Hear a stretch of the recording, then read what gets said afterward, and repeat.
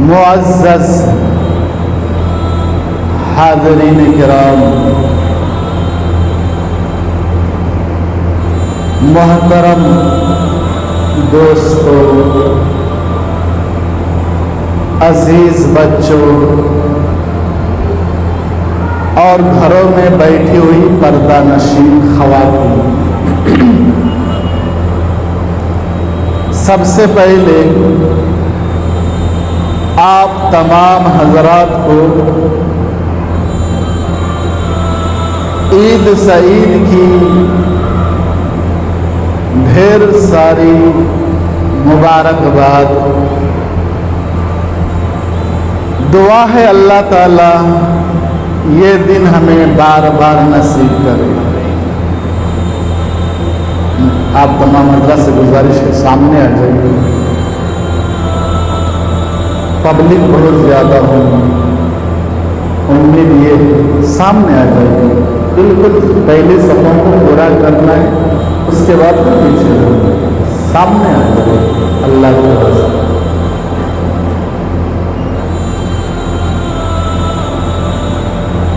یہ دن جو ہم عید کے طور پر مناتے ہیں، جس کا ہمیں ایک مہینہ پہلے سے انتظار رہتا ہے،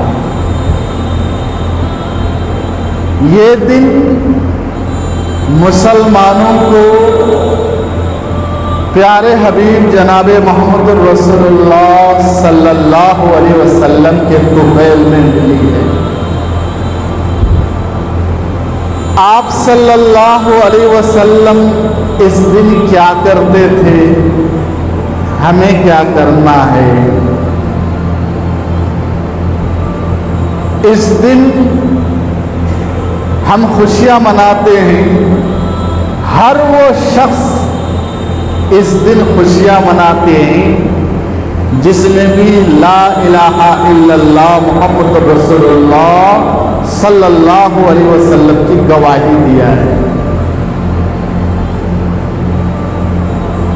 وہ چاہے کسی ملک کا ہو، کسی بستی کا ہو، کسی قریہ کا ہو، کسی بھی نسل کا ہو، ہر ایک کے لیے آج کے دن خوشی منانا ضروری ہے۔ مسلمان اپنے چال ڈھال سے، اپنے کپڑوں سے، اپنے بات چیت سے خوشی کا اظہار کرے۔ یہی وجہ ہے آج کے دن روزہ رکھنا حرام ہے۔ آج کے دن روزہ رکھنے سے اسلام کو دھکا لگتا ہے۔ آج اللہ تبارک و تعالیٰ کی طرف سے مہمان نوازی ہے، ہم مہمان ہیں، اللہ تعالیٰ میزبان ہے، اللہ نے آج ہمارے دسترخوان کو وسیع کر دیا ہے۔ اس لیے عید سے پہلے حکم دیا گیا ہے کہ کوئی میٹھی چیز کھا کر کے عیدگاہ آؤ، مساجد آؤ۔ تو یہ دن جو ہمیں ملا ہے، یہ در حقیقت رمضان المبارک کے روزوں کے بدولت ملا۔ رمضان المبارک کا جو مہینہ ہے، یہ مہینہ مسلمانوں کو ایک پابند، ایک ذمہ دار، ایک اپنے آپ کو اللہ کے حوالے کرنے والا شخص بنا دیتا ہے۔ رمضان کے دنوں میں روزہ رکھتے، اللہ تعالیٰ نے روزہ رکھنے کا حکم دیا، تراویح پڑھی، اللہ نے تراویح کا حکم دیا، رسول اللہ صلی اللہ علیہ وسلم نے تراویح پڑھنے کا رواج دیا۔ کھانا پینا بند، کام کاج زیادہ، لیکن سارے کام کاج بھی ہوتے تھے، کھانا پینا سب کچھ ہوتا تھا۔ شام کے وقت پھر کھا کر کے جب نڈھال ہوتے تھے، اس کے بعد پھر 20 رکعت تراویح پڑھنا تھا۔ خوشی خوشی ہم نے تراویح پڑھی، نہیں چاہتے ہوئے بھی تراویح پڑھی، چونکہ ہم کو اللہ تعالیٰ کے وعدے پر یقین ہے، قرآن پر یقین ہے، الصوم لی وانا اجزی بہ، نبی کریم صلی اللہ علیہ وسلم کے فرمان پر یقین ہے تو ایک مہینہ جو ہمارا جاتا ہے کٹھن جاتا ہے، ہمارا شیڈول بدل جاتا ہے، ہمارے کھانے پینے کے طریقے بدل جاتے ہیں، ہمارے کام کاج کے طریقے بدل جاتے ہیں، ہماری زبان بدل جاتی ہے، ہمارے سوچ و فکر بدل جاتے ہیں۔ اب جب ایک مہینہ پورا ہو گیا تو اب اللہ تبارک و تعالیٰ کی طرف سے اس ایک مہینے کی اجرت لینے کے لیے ہم عیدگاہ اور مساجد آتے ہیں۔ اللہ تعالیٰ آج کے دن فرشتوں کو، مسلمانوں کو مبارکباد دینے کے لیے، ان کے لیے آمین کہنے کے لیے، مسلمانوں سے مصافحہ کرنے کے لیے لگا دیا، اپنی مشنری کو لگا دیا۔ اللہ تبارک و تعالیٰ آج کے دن فرشتوں پر فخر فرماتے ہیں،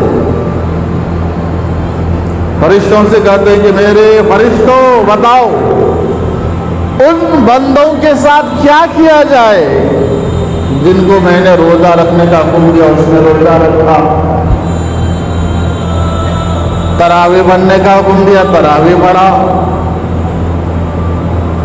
تلاوت کا حکم دیا تھا تلاوت کیا، اپنے زبان کو گندگی آلودگی سے بچائے رکھا، بغض فحش بے حیائی سے بچائے رکھا، اور اس نے میرے سارے احکام کو مانا۔ اب وہ میرے خاطر عیدگاہ کو نکل آئے ہیں، مساجد کو نکل آئے ہیں، اس کے ساتھ کیا کرنا چاہیے؟ اللہ تعالیٰ کہتے کہ میرے مولا ان مزدوروں کو پوری مزدوری ملنی چاہیے جنہوں نے آپ کے پورے فرمان کو پورا کیا، پورے احکام کو انہوں نے مکمل کیا، ان کو پوری مزدوری ملنی چاہیے۔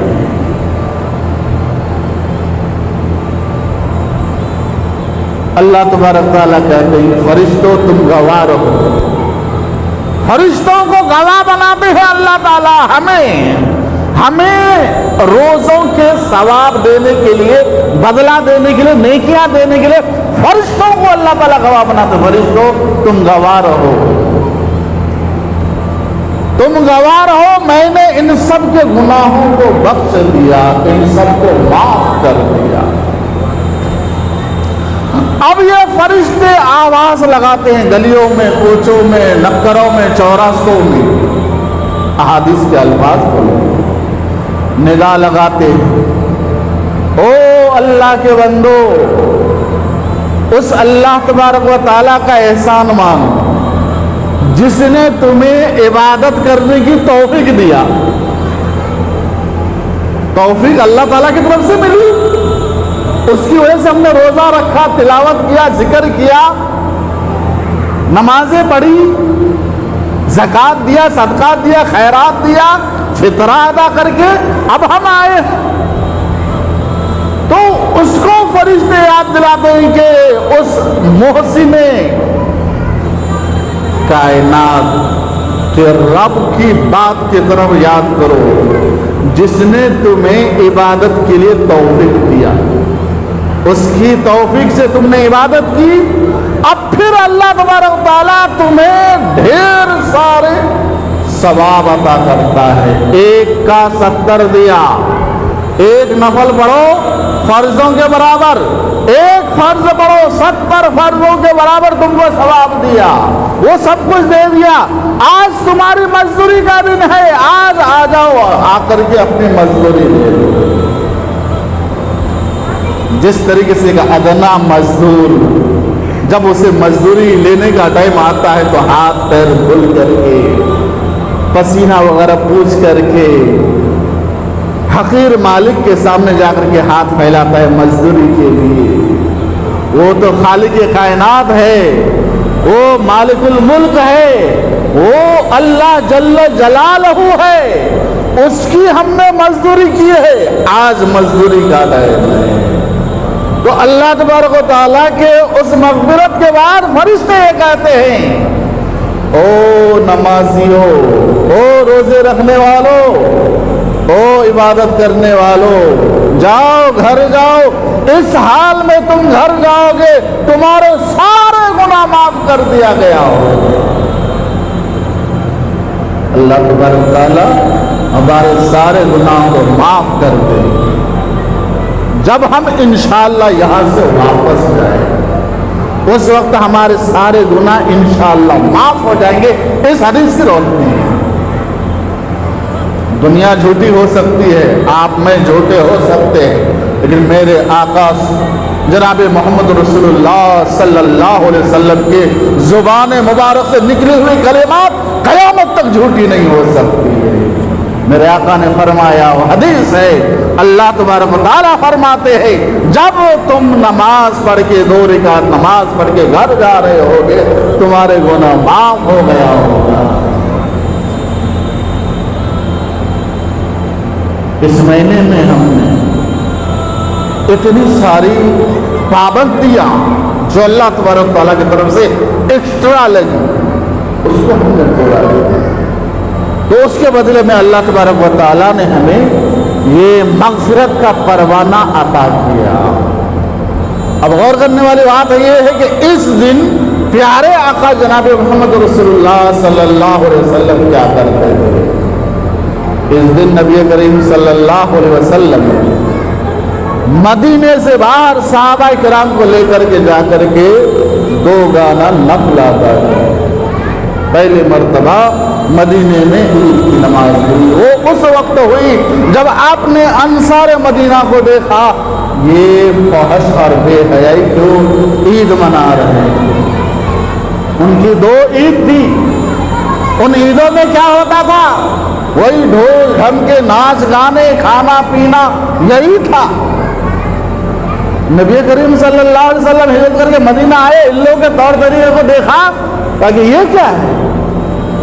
انصار مدینہ نے کہا کہ یا رسول اللہ یہ ہمارے عید کے دن ہے، ان 2 دنوں میں ہم عید مناتے ہیں۔ زمانہ جاہلیت سے ایسے ہی چلا آ رہا ہے، اب تک چل رہا ہے۔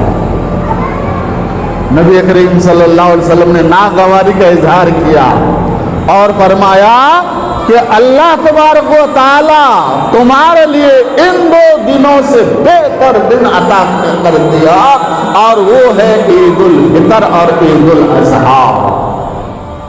یہ 2 دن اللہ تبارک و تعالیٰ تمہارے لیے خاص کر دیا، اور ان 2 دنوں میں تمہارے لیے مغفرت کا بخشش کا اللہ تعالیٰ کی طرف سے وعدہ ہے۔ میرے آقا صلی اللہ علیہ وسلم اس دن ہر ایک کا خیال کرتے تھے۔ ان دنوں میں جب آپ صلی اللہ علیہ وسلم عیدگاہ کے لیے نکلتے تھے ہر ایک کو ساتھ لیتے تھے، لے کر کے چلتے تھے۔ کوئی غریب نہ رہے، اس لیے اللہ تعالیٰ نے صدقۃ الفطر کا حکم دیا۔ کوئی ہماری خوشی سے مایوس نہ ہو، اس لیے صدقۃ الفطر کا حکم دیا۔ صدقۃ الفطر ادا کرو، غریبوں کو دو تاکہ اس کو اپنی غریبی پر ترس نہ آئے، اپنی غریبی پر اس کو رونا نہ آئے، اس کو صدقۃ الفطر کا حکم دیا گیا۔ ایک مرتبہ نبی کریم صلی اللہ علیہ وسلم عید کی نماز پڑھانے کے لیے جا رہے تھے۔ مدینے میں بچے عید کی خوشیاں منا رہے ہیں، اچھل رہے، کود رہے ہیں۔ ہمارے بچے کتنا خوش ہوتے ہیں، خاص طور پر ہم جب ان کے لیے نئے کپڑے لے کے آتے ہیں، ان کے خواہشوں کو آرزوں کو پورا کرتے ہیں۔ کتنے ہم سے زیادہ بچے اس کے متمنی رہتے ہیں۔ تو مدینے کے بچے اچھل رہے تھے، کود رہے تھے، کھیل رہے تھے۔ وہاں پر ایک بچہ کو میرے آقا صلی اللہ علیہ وسلم نے دیکھا، ایک گھر سے ٹیک لگا کر کے بیٹھا ہوا ہے، آنکھوں سے آنسو تو نہیں جاری ہے لیکن آنکھوں نے بتا دیا اپنے اندر کتنے آنسوؤں کو دبا کر کے یہ بچہ بیٹھا ہوا ہے۔ پیارے آقا صلی اللہ علیہ وسلم خوشی خوشی اس بچے کے قریب گئے، قریب جا کر کہا کہ بیٹے آج عید کا دن ہے، آج خوشیاں نہیں مناؤ گے؟ سارے بچے دیکھو تمہارے دوست احباب ہر ایک خوشیاں منا رہا ہے، تم خوشیاں نہیں مناؤ گے۔ اس بچے نے کہا کہ یا رسول اللہ میں کس پر خوشیاں مناؤں؟ انا یتیم، میں یتیم ہوں، میرے ماں باپ نہیں ہے، ان سب کے ماں باپ ہے، یہ خوشیاں منا رہے، میں کس پر ناز کروں؟ کون ہے میرے ناز کرنے کے لیے؟ میرے آقا صلی اللہ علیہ وسلم کا دل ایسا ہو رہا ہے کہ دل منہ کو آ گیا، اپنے آپ کو بھچک لیا۔ آپ صلی اللہ علیہ وسلم نے بچے کے ہاتھ کو پکڑا اور پکڑ کر کے گھر لے کر کے آئے۔ گھر لانے کے بعد ام المومنین حضرت عائشہ صدیقہ رضی اللہ تعالیٰ عنہ سے فرمایا کہ عائشہ اس بچے کو غسل دلاؤ، اچھے کپڑے پہناؤ، خوشبو لگاؤ۔ ام المومنین حضرت عائشہ صدیقہ رضی اللہ عنہ بچے کو غسل دیا۔ آپ صلی اللہ علیہ وسلم جا رہے تھے عید کی نماز پڑھانے، چھوڑ کر کے گھر آئے، بچے کے غسل کرایا، اس کا دیر کیا، کپڑے پہنایا اتنا دیر کیا، خوشبو لگایا اتنا دیر کیا آپ صلی اللہ علیہ وسلم۔ اس کے بعد تیار کر کے اماں عائشہ بچے کو نبی کریم صلی اللہ علیہ وسلم کے حوالے کری۔ اس بچے کو میرے آقا صلی اللہ علیہ وسلم نے فرمایا میرے بچے آج سے تو یتیم نہیں ہے۔ یتیم کس کو کہا جاتا ہے؟ میرے آقا صلی اللہ علیہ وسلم نے اس کو جھیلا ہے۔ یتیم کیسا ہوتا ہے یہ میرے آقا صلی اللہ علیہ وسلم سے کون زیادہ جان سکتا ہے، جس کے باپ پیدا ہونے سے 6 مہینہ پہلے ہی دنیا چھوڑ کے چلا گیا، اس سے بڑا یتیم کون ہو سکتا ہے؟ وہ آقا صلی اللہ علیہ وسلم فرماتے کہ میرے بچے آج سے تو یتیم نہیں ہے، محمد تیرا باپ ہے، عائشہ تیری ماں ہے، فاطمہ تیری بہن ہے، حسن حسین تیرے بھائی ہے، آج سے بالکل اپنے آپ کو یتیم مت کہنا۔ یہ بچہ جو ابھی تھوڑی دیر پہلے رو رہا تھا، یہی بچہ اب مدینے کے گلیوں میں اچھل اچھل کر کے، کود کود کر کے، چیخ چیخ کر کے اعلان کر رہا ہے، او مدینے کے بچوں، میرے دوستوں، میرے ساتھیوں، بتاؤ میرے باپ سے بڑھ کر کسی کا باپ محمد ہو سکتا ہے؟ میری ماں عائشہ سے بڑھ کر کسی کی ماں ہو سکتی ہے؟ میری بہن فاطمہ الزہرا سے بڑھ کر کسی کی بہن ہو سکتی ہے؟ میرے بھائی حسن حسن سے بڑھ کے کسی کے بھائی ہو سکتے ہیں؟ میرے آقا صلی اللہ علیہ وسلم اس بچے کو لے کر عیدگاہ گئے۔ عیدگاہ میں جا کر کے 2 رکعت نماز پڑھنا، 2 رکعت نماز پڑھنے کے بعد دعا کرنا۔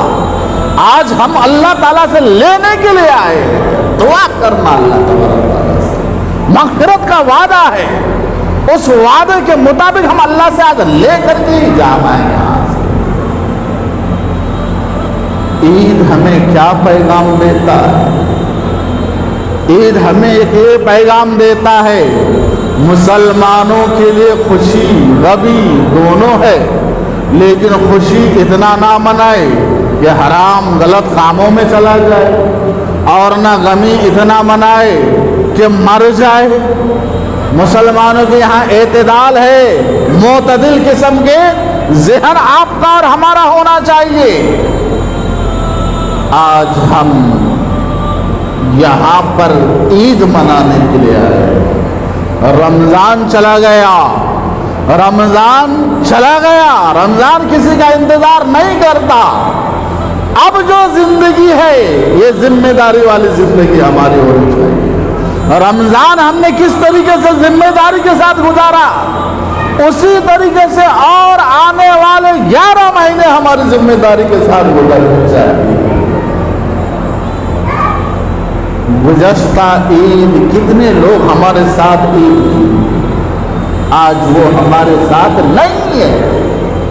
آج ہم کتنے لوگ یہاں عید کرنے کے لیے آئے ہیں، آئندہ سال ہم میں سے کون آئے گا کون نہیں آئے گا؟ جو زندگی ہے اس میں کچھ کر گزرنا ہے، جو لمحات ملے ہیں اس میں ہم کو کچھ کر لینا ہے۔ آج کا کام کل پر ٹالنا جہالت ہے، اس لیے جو زندگی ملی ہے اس کو غنیمت سمجھتے ہوئے اسی طریقے سے ہم کو گزارنا ہے جس طریقے سے ہم نے رمضان میں گزارا۔ رمضان میں ہم نے ذمہ داری کے ساتھ زندگی گزاری، اب ہماری ذمہ داری ہے کہ ہم 11 مہینے اسی ذمہ داری کے ساتھ گزاریں۔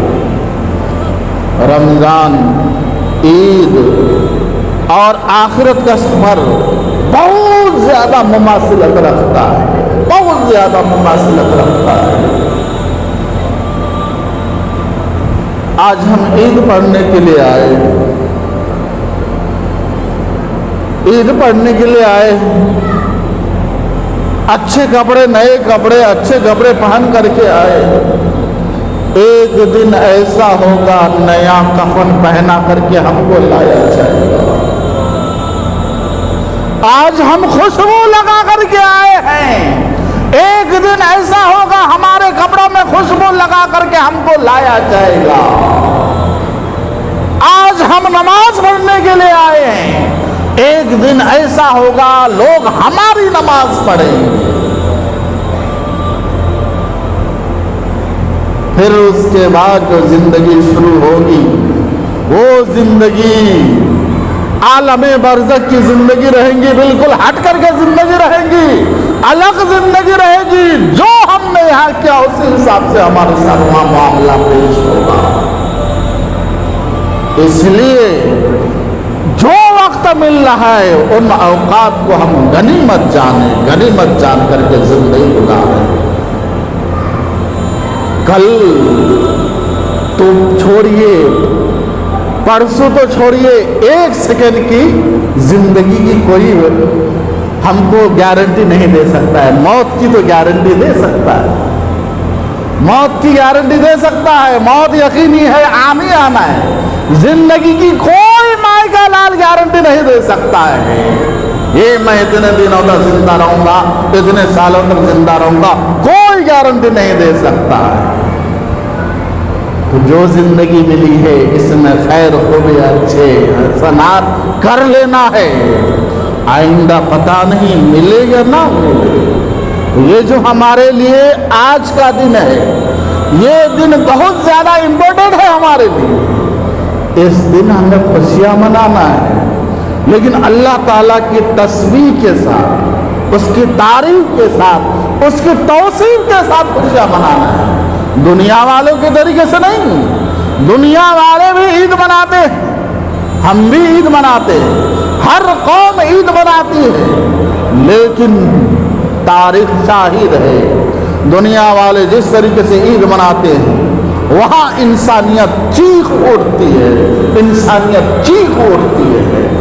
ان کے عید میں ہمارے عید میں یہی ایک فرق ہے، ہم عید کے موقع پر بھی 2 رکعت نماز پڑھتے ہیں، تسبیح پڑھتے ہیں، خطبہ پڑھتے ہیں، خطبہ سنتے ہیں، دعا کرتے ہیں۔ وہاں تو ناچ گانے، ڈھول ڈھمکے، کلر، یہ وہ جے جے کار کے نعرے، طرح طرح کے نعرے، وہاں پہ وہ ہوتا ہے، وہاں ہر گناہ جائز ہو جاتا ہے۔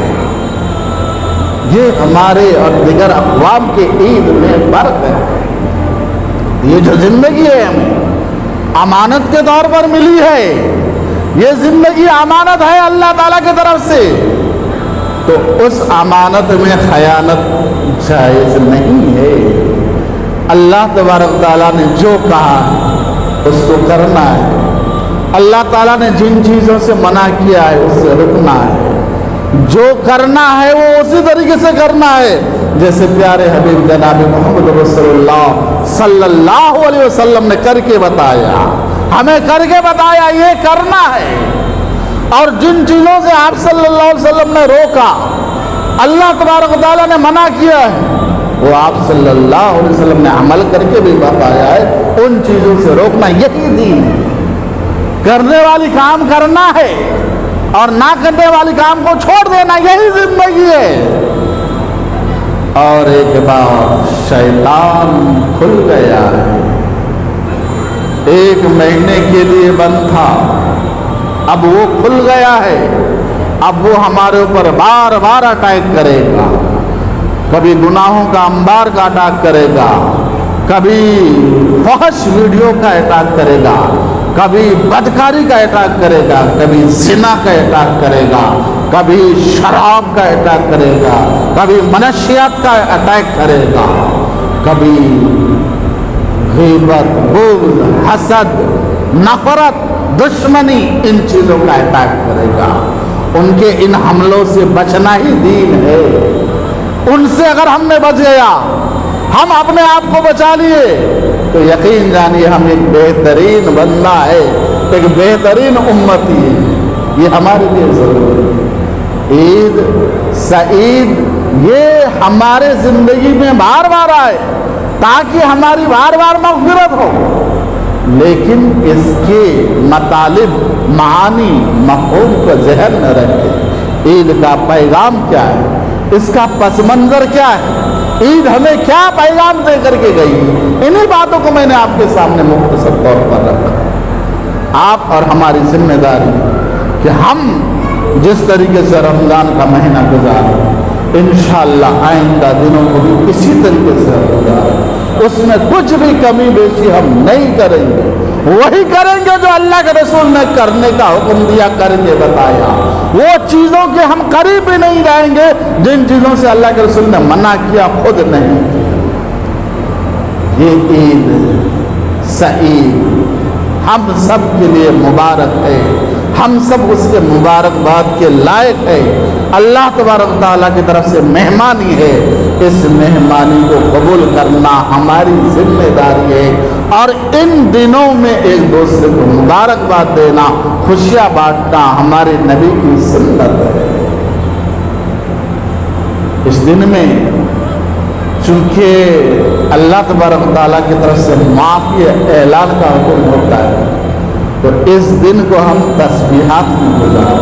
इसलिए आते वक़्त भी उन फ़राइज़ को हम करें जो नबी करीम सल्लल्लाहु अलैहि वसल्लम ने किया, जाते वक़्त भी उसी तरीके से जिस तरीके से नबी करीम सल्लल्लाहु अलैहि वसल्लम गए। एक सुन्नत जो नबी करीम सल्लल्लाहु अलैहि वसल्लम करते थे, मैं ख़ास तौर पर उसको आपको याद दिलाना चाहता हूँ। हज़रत अक़रम सल्लल्लाहु अलैहि वसल्लम ईद के लिए आते थे, एक रास्ते से जाते थे दूसरे रास्ते से। इस सुन्नत पर अमल करने के लिए मेरी आपसे ये राय है, मेरी आपसे एक दरख्वास्त है, इस सुन्नत पर आज इंशाअल्लाह हम सब अमल करें इंशाअल्लाह। जो लोग इस गेट से आए वो लोग उस गेट से बाहर निकले, जो लोग इस गेट से अंदर आए वो लोग इस गेट से बाहर निकले, ताकि नबी करीम सल्लल्लाहु अलैहि वसल्लम के इस सुन्नत पर हम सबका अमल हो जाए। इंशाअल्लाह इस पर हम अमल करेंगे, अपने नबी के सुन्नत पर हम अमल करेंगे। इस गेट की तरफ से जो आए हैं इस गेट की तरफ से जाए, और इधर से जो लोग आए हैं इधर से जाए। रास्ता थोड़ा सा बदलेंगे, मेरे हबीब सल्लल्लाहु अलैहि वसल्लम के सुन्नत पर अमल हो जाएगा। और ये नमाज चूँकि साल में एक मरतबा होता है, तो थोड़ा सा तरीका अलग है।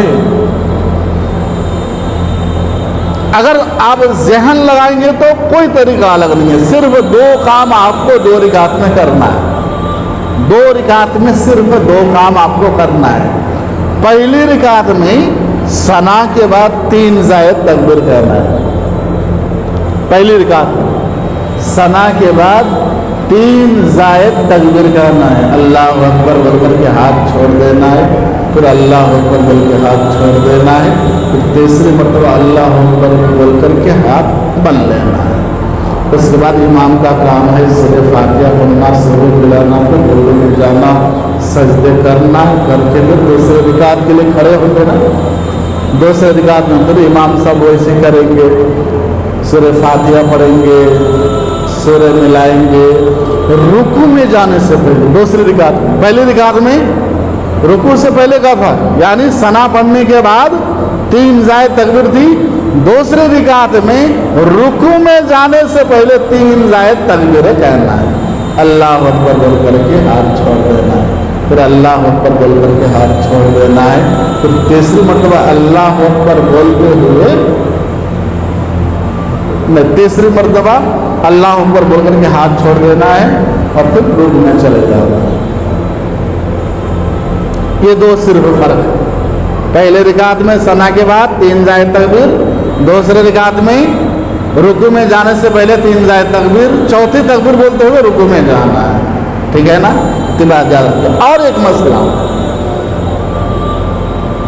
ये ईद है, ईदी मिलते हैं, जैसे आप इमाम मोहसिन को ईदी दे करके जाते हैं, अल्लाह ताला की तरफ से भी हमको ईदी मिलती है। अल्लाह ताला की तरफ से ईदी ये है कि ईद की नमाज में अगर कोई गलती हो जाए तो उसके सजदा सहू नहीं है, बगैर सजदा सहू की नमाज पूरी की जाए। अगर खुदा ना खास्ता गलती हो जाए तो उसी गलती के साथ नमाज पढ़ना है, हमारे सवाब में कोई कमी आने वाली नहीं है, हमारे ऊपर सजदा सहू नहीं है। इसलिए बाहर जाकर के फिर बहस मुबासा नहीं करना है, सजदा सहू किया ही नहीं। अल्लाह ना करे कोई गलती हो, अगर कोई गलती हो जाए तो ईद की नमाज के लिए सजदा सहू नहीं। ठीक है ना, इतनी बात को याद रखिए। टाइम हो गया है, अब सफ़ों को मुकम्मल कीजिए।